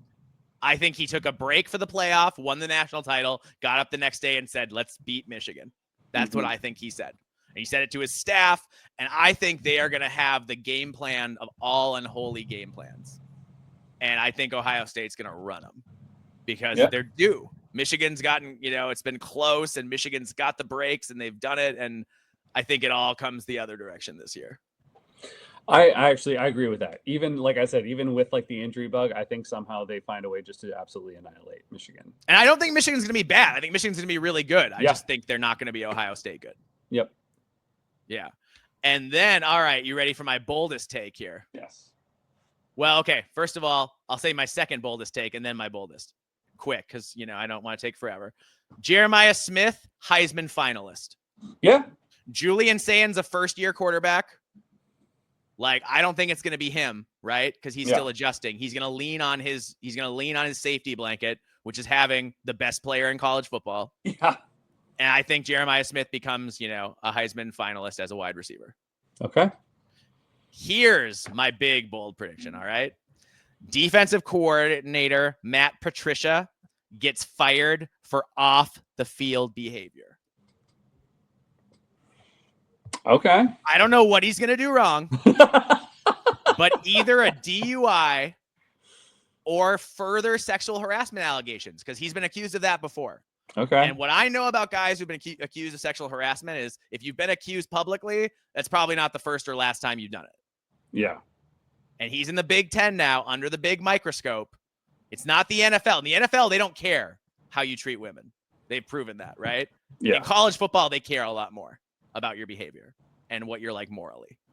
So I think Matt Patricia, I don't know what he's going to do. I think he's going to do something. I think he's going to get fired. I think it was always a bad hire by Ryan Day. Why would you take a guy with those kind of skeletons in his closet when you could have anybody else? Yeah. No, I'm with you. I think that's really, you're with me on that. Well, I didn't think anybody would be with me on that. Well, I'm not with you necessarily, but like I don't know. I just feel like things, just like weird stuff is due to happen at Ohio State. I don't know why. Yes. There's something to me like that. That's like, I feel like we've been focusing so much on Michigan, so much, focusing on like other programs, and Ohio State has just been like quietly like under the radar for a while. And like, it's like once every 10 years, something goes weird in Columbus, and like we're getting there. So anyway, okay, cool. Let's should we move on to Eugene, talk about the Ducks? Yeah. All right. I've got offensive coordinator Will Stein wins the Broyles Award for the best assistant coach in the country. Mm-hmm. I think he's his offense has gotten better and better each year. And I think he's got a new starting quarterback who's more athletic than his old starting quarterback. And it's going to be, and he's going to have to craft an offense to limit Dante Moore's mistakes and accentuate his positives. And I think if he does that, he's going to win the Broyles Award. Yeah. Because Oregon's going to be unstoppable again. Mm-hmm. Well, I'm glad you mentioned that, because look, Oregon has Dante Moore, edge rusher Mateo Uyunglele, linebacker Bryce Butcher, center Lapani, wide receiver Evan Stewart, Noah Whittington, running back, and who's the former Purdue safety? Why am I just blanking on Dylan Thieneman. Dylan Thieneman. Like, they have weapons all over this field. Don't forget, they have the number one recruit in the nation and receiver recruit in the nation coming in Ja'Cory and Moore too. Yes. So and like I'm not saying he's gonna be Jeremiah Smith, but he could be like Ryan Williams at Alabama was last year. This team is built to win a title.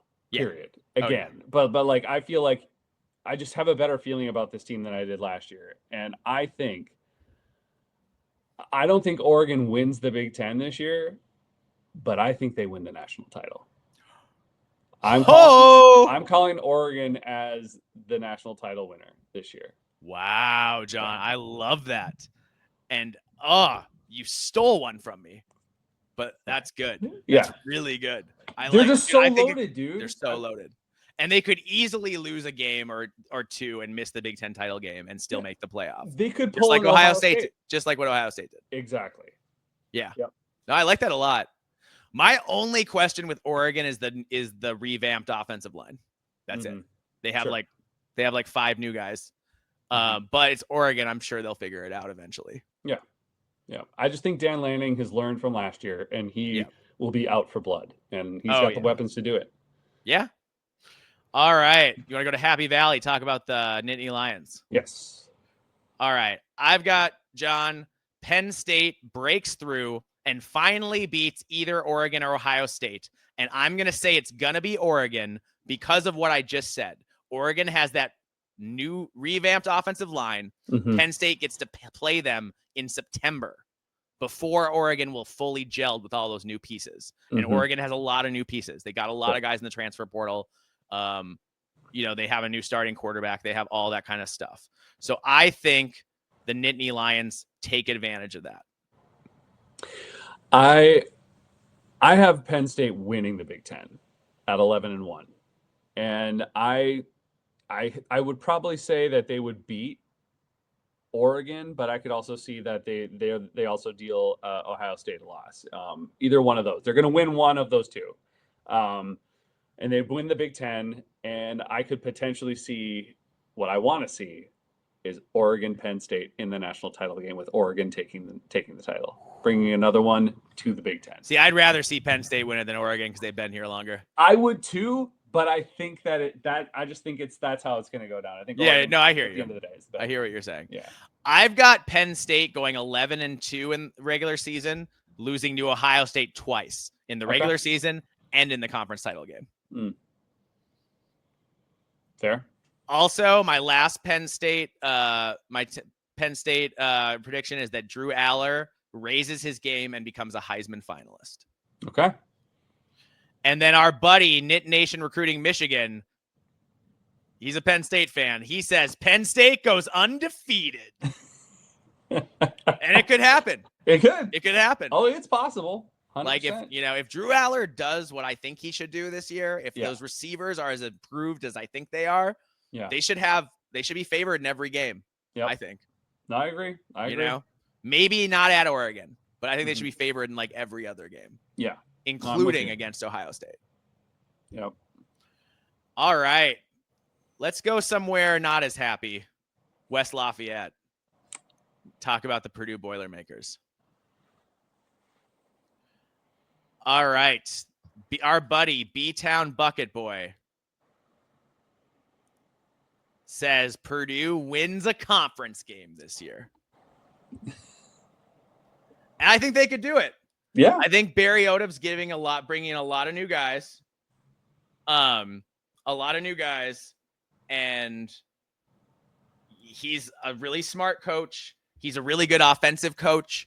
I think they could score some points. And if you look at their schedule, there are going to be chances.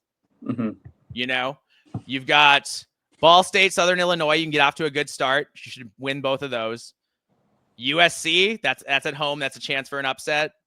You go to Notre Dame, Illinois could be an upset. Minnesota, Northwestern, Rutgers, Michigan, Ohio State. Okay, so they're not beating Michigan or Ohio State, but Washington, Indiana. Like I could see them catching a team sleeping, catching a team not playing their A game, thinking it's last year's Purdue team. Not this year's Purdue team. So yeah, I can get behind that. Purdue winning a conference game for sure. I think Purdue beats Notre Dame. I think Notre Dame is good. Notre Dame is good for one ridiculous loss every year. That's true. And I think for whatever reason, I think Purdue's that team. Because no one is going to have them winning that game. Just like no one had Northern Illinois beating them last year. Yeah, it's in South Bend. No one's picking Purdue to even be close in that game. I think this is. I think it's going to be. Isn't it at Purdue? No, I think it's in. Oh, it's in South Bend. Yeah. So I just think that's a possibility. I'm picking them to. I'm predicting they win against Notre Dame, and they just miss a 6th win, like Barry Odom. Wow. But he looks good. Okay. Like they don't get to a bowl game, but like it's showing improvement, and that this was the right hire, and Odom is going to be able to bring them, to that next level that they need to go to. So I think he's just going to look more competent, and you're going to. I think they're going to beat Northwestern. Yeah.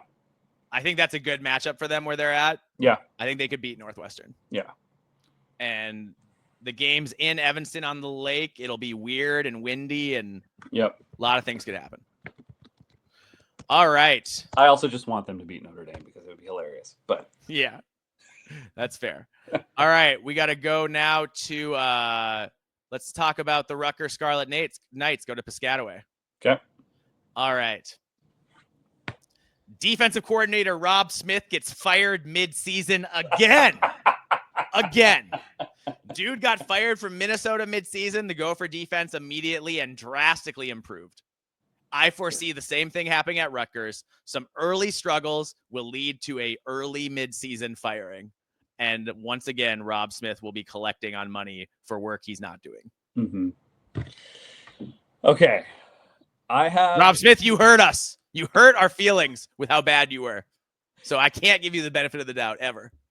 I have 2 things. One is Rob Smith. Okay. I'll start with that. I think Schiano finally finds a way to make Rob Smith not look like he's a total incompetent idiot. Wow, John, we're going head to head on some of these picks. I know. Well, this is good. This is what we need. No, and for so sure. I think if anybody could do it, it's going to be him. I think Schiano just has that patience, the ability to look at things, understand it, and he, just like a head, who takes a head coaching job at a struggling Rutgers program and then finds a way after being patient for how many freaking years in a row to get it to a respectable place that it is now, where they are winning games, they're going to bowl games, and so like I think Schiano, if anybody, and if Schiano can't, well then he's a lost cause, man. I mean, if Schiano can't do it, then no one can. No, he might as well start selling insurance or something. Yeah, so I think he finds a way to make him look competent. Let's just put it that way. I'm not saying great, but competent. Yeah. Now here's my other part on the other side of the ball. Ethan goes back to looking like a total head case. Because he doesn't have Kyle Monangai to bail him out anymore? Yeah. Now, do I think Rutgers, their other running back that's coming up, he looks really good. He's good. Raymond? Yeah. He's not Kyle Monangai. But he's not Kyle Monangai. And I think Ethan struggles. And I'm not saying he, every game, but I think it's going to be a lot of ups and downs that we saw at Minnesota.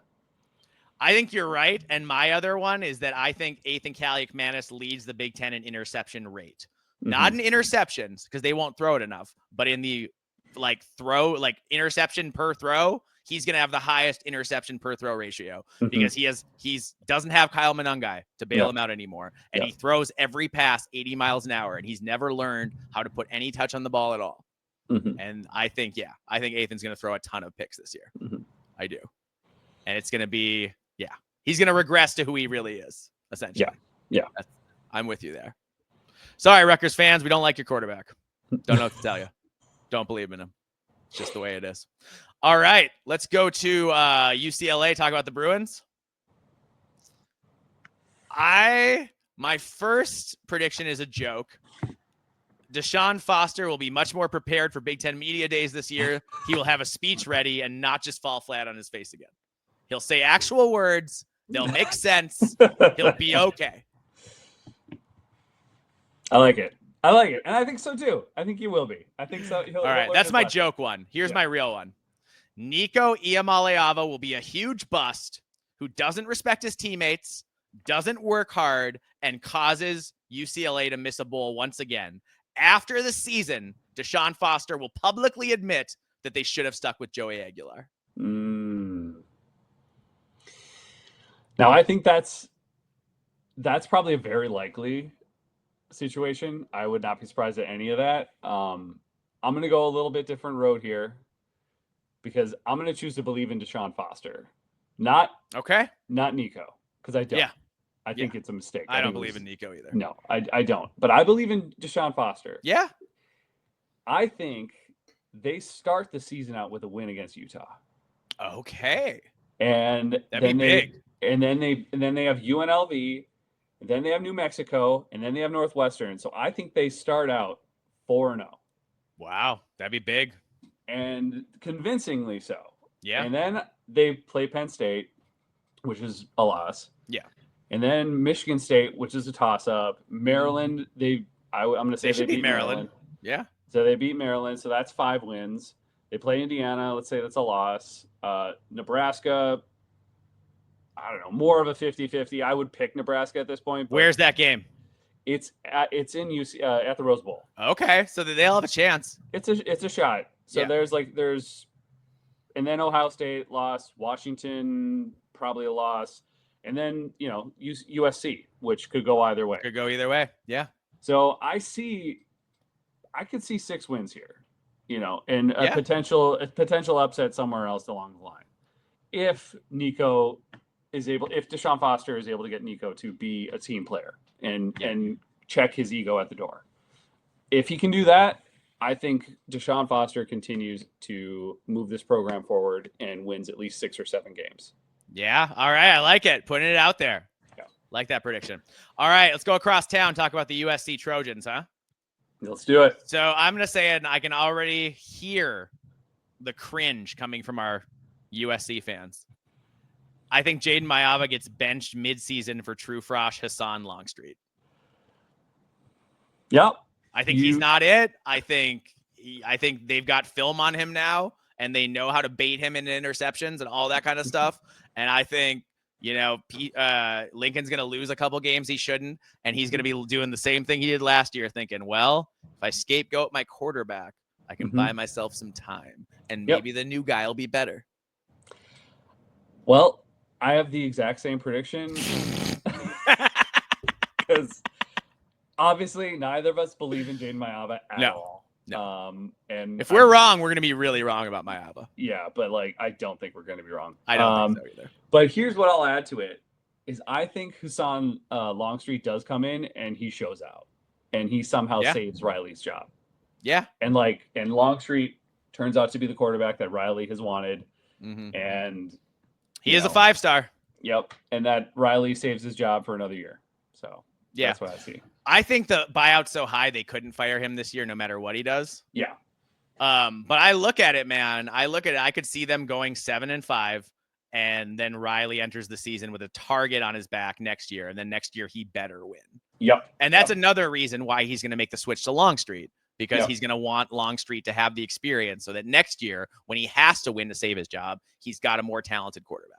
Exactly. Yep. You and I, we're on the exact same page, dude. Yes, we are. All right. Let's go to Seattle, talk about the Washington Huskies, huh? All right. I've got DeMond Williams will throw for 2,500 yards and run for 500-plus yards to eclipse 3,000 total yards from scrimmage this year. Mm-hmm. He's a dynamic dual-threat quarterback. I think they're with Jonah Coleman. They're going to do a lot of quarterback run, I think. And, they still got Denzel Boston, right? Yep. So they've got a go-to guy. So I think the Washington, I don't know what the defense is going to look like. I think the Washington offense is going to click this year. Well, you and I are very much on the same page with that as well, except I have DeMond Williams Jr. becoming a Heisman finalist. Oh, okay. I think he puts up some numbers, man. And I think Boston really clicks. I think, obviously having Jonah Coleman back there is just incredibly helpful. Yes. In so many ways. But I think that DeMond Williams is just so dynamic through the air and with his legs that you can't. I'm not saying he's going to win it, but I think he's going to definitely be in consideration and becomes a finalist at the end of the season. Yeah. I just think I think he's a freak athlete, man. I just really think it's there from what I saw, especially during the Louisville game. I know they lost, but there's something special about this guy. Yeah. So. All right. You ready for what I'm going to say then? And you can tell I'm kind of high on Washington this year. I think their schedule sets up well. I think they're going to be a little better in the trenches, which hurt them last year. Yep. I think that after Billy Napier's fired at Florida, Jed Fish is going to get offered the Florida job coming off a big season 2. Big season 2 in Washington. The alma mater is going to see him win 9 games or whatever and think, ooh, that guy won 9 games at Washington when they've been, when he had to rebuild it totally in 2 years. And he did it. And he turned it around. Yeah. And I'm sure he's got a lot of connections at Florida. I'm sure he's got people in the booster section who like him, who he's comfortable with, who he's got in his corner. He's been working up to this his whole career. So this is kind of a joke, and I can already, our buddy Windy City, our farmer. Yeah. He's gonna get mad I even said it, but we haven't said it in a long time. No. So these are bold predictions. I think it's not out of the realm of possibility that Billy Napier gets fired and Jed Fish has a decision on his hands. Yeah. Well, and look, Jed Fish is nothing but a journeyman coach. Yeah. He has been everywhere and anywhere. Yeah. He's never been anywhere more than 4 years. Yeah. So I'm not saying it will happen, but I think if the position comes open and if he does what we think he's going to be able to do at Washington this year, yeah, I don't think he would not consider it. Let's just put it that way. Yeah, absolutely. So, yeah, I'm with you. All right, let's go Wisconsin, go to Madison, talk about the Wisconsin Badgers. That's our last team, John. Okay. I think that Luke Fickell is forced to fire his defensive coordinator, Mike Tressel, at the end of the year in a bid to save his own job. Mm-hmm. I think the offense is going to look a little better. I think the defense is not. Mm-hmm. And I think if the defense doesn't look better again, if it's not up to standards, I know they're good friends. I know Fickell and Tressel are close, but I just think that Fickell's not going to have a choice and he's going to have to move on from Tressel at the end of the year. Yeah. Yeah, I think it's very, very possible.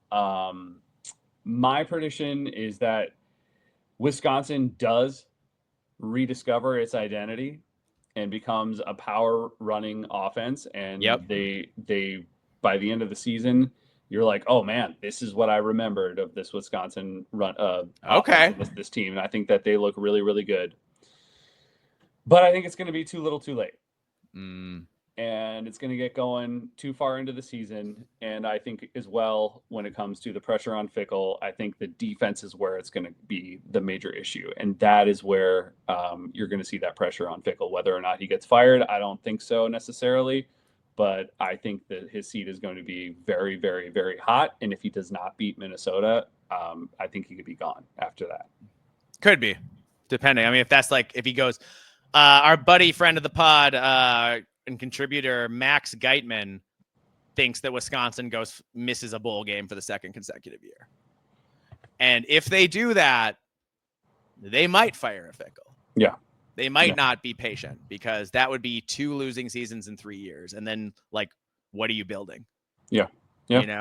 Where's that headed? So I think that's possible. I feel like Wisconsin's going to be better this year.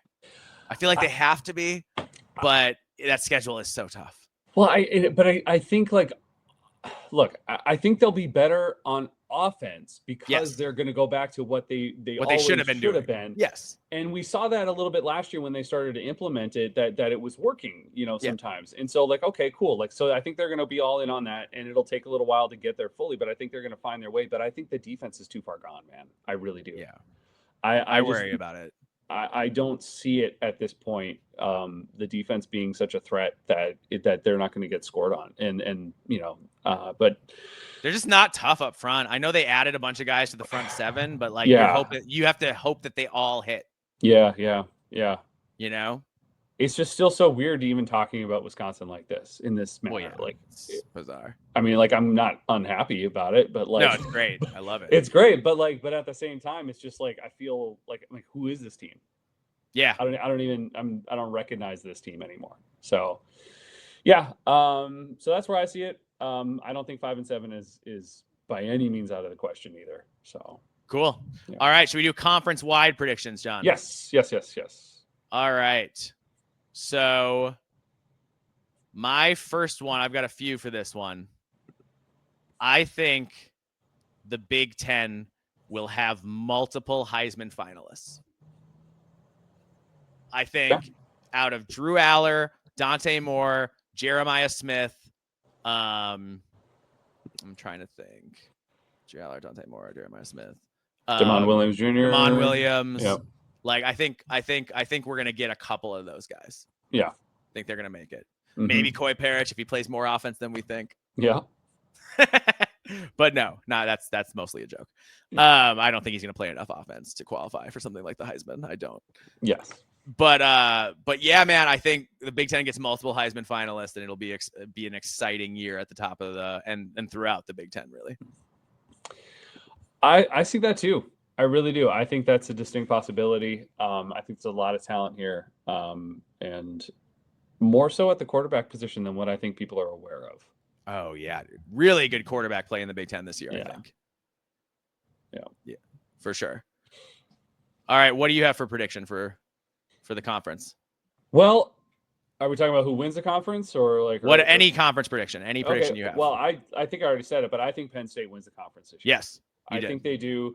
And it's going to be between them, obviously Ohio State and Oregon, but I think Penn State finally gets back to where they were in 2016, and James Franklin looks great, and hopefully shuts down a lot more of those haters. And look, and if it does go to what I want, which would be Oregon and Penn State in the national title game, and if he happens to lose, you can't be saying, "Oh, James Franklin can't win the big ones." Like, I don't want to hear. Like, I don't want to hear. He made it to the semis last year. If he makes it to the national title game this year, I don't want to hear anybody criticize his in-game decision making at all. No.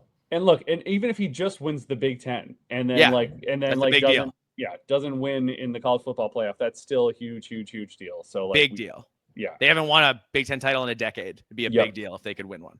Yeah. So that's what I have. Nice. Our buddy Max Geitman has an interesting one. He says the Big Ten will get 5 teams into this year's playoff. 5. Which 5? He didn't say. Okay. But I assume that's Ohio State, Oregon, Penn State for sure. Mm-hmm. And then you're hoping to get 2 more out of Michigan, Indiana, Illinois. I mean, I think Illinois, or maybe a team pops up like a Minnesota or an Iowa makes a run out of nowhere. Yeah. Like, I don't know. I mean, I can see 4. I can see 4. Yeah. 5, I mean, that'd be tough. But I think 4 for sure. Yeah. I shouldn't say 4 sure, but I could definitely see 4. That's not unusual. But also, I mean, I think you and I are both on this, is that I think the Big Ten wins another national title, whoever it is. Yes, that is another. I said the Big Ten will win a national title with for a 3rd consecutive year, and it won't be Ohio State or Michigan. So I'm saying it's going to either be Penn State or Oregon. Yeah. Yeah. And that the Big Ten will have a 3rd team win a title for a 3rd consecutive year, and Paul Feinbaum's head will actually explode. That pointy top just. I think he resigns, and he just he doesn't even say anything. He just takes his money, disappears, never to be seen again. What's wrong, Paul? Where are you going? He just doesn't say. He just disappears and walks off into the sunset. Like, you never see him again. It's like J.D. Salinger. Yeah, just goes off and just lives as a hermit for the rest of his life in shame. That's it. Yeah, I could see that. I can see that for sure. I just think it's going to happen, man. I think the Big Ten has I look at the SEC. Georgia, we don't know what they're going to do in that quarterback. Yep. Texas is the best bet they have. We still don't know how good Arch Manning is. Yeah. We still don't know. Yep. So Texas could be great, but after Texas, I think Georgia is flawed enough. I think Alabama is flawed enough. I just, I don't, and I don't see, a lot of people, they're like, oh, well, it's Florida or Auburn's going to make a run this year. I don't. Florida, maybe, if everything breaks right, maybe. But Auburn, get out of here. Yeah. Auburn's not doing anything. Auburn's not winning you a national title this year. Yeah. So I just look at the top, and I trust the teams at the top of the Big Ten more than I trust the teams at the top of the SEC. Same. So I'm with you. And that's why another one of my predictions, John, my last prediction, is that the Big Ten will once again have a winning record against the SEC this postseason. So last year, the Big Ten went 5-1 against the SEC. Mm-hmm. So I say they're gonna do win 2/3 or better. So I'm gonna say they do at least 4-2 against the SEC this year. Okay. I'm with you. Yeah. Cool. Now we just need an unnamed Southern pundit to come in and scream at us, and he's so full of rage. Can't believe those Yanks keep winning. Oh gosh. Yeah, well, we always too bad. It's the new world. We can all pay now. We can all pay now. Before we weren't paying. Before only Ohio State and Michigan and Penn State were paying, and Nebraska and nobody else was. Well, guess what? Now we're all paying. Yep. We're all paying, and it's harder than ever for you to load up. And you're three deeps. That's the real reason Saban quit, man. He got tired. He liked it when his third stringers could beat the opposing starters. Yep. And when that stopped being the case, he didn't want to play ball anymore. Well, and that's why you're hearing Kirby Smart whine and complain like every other week now too, because why he just wants it to go back to the old ways, man. Yeah, you just want to be able to hand a recruit $50,000 in a briefcase and have that be good enough for 4 years. Yep. Well, guess what? It's not anymore. Too bad. Yep. This is the new world. That's right. Well, all right. Well, on our way out here, as always, if you want to find We Live for Saturday, you can find us on YouTube, Spotify, Apple Podcasts, and Podcast Addict. You can find us on Twitter at We Live for B1GSat. You can find Mike at Alibaba26. You can find me, John, at Norwegian Gopher. And you can email us, We Live for Saturday, B1G@gmail.com. Do not forget to like, subscribe, retweet, all that good stuff. Please follow us on YouTube. Give us a 5-star review on Spotify, whatever, all that good stuff. So thank you. Appreciate it. Yes, absolutely. Especially YouTube. If you can follow us there, that helps us a lot. Yep. All right. Thanks, everyone. If you are still here an hour and 56 minutes into a May podcast, once again, you are my hero, and I appreciate you, and we will see you in the next one.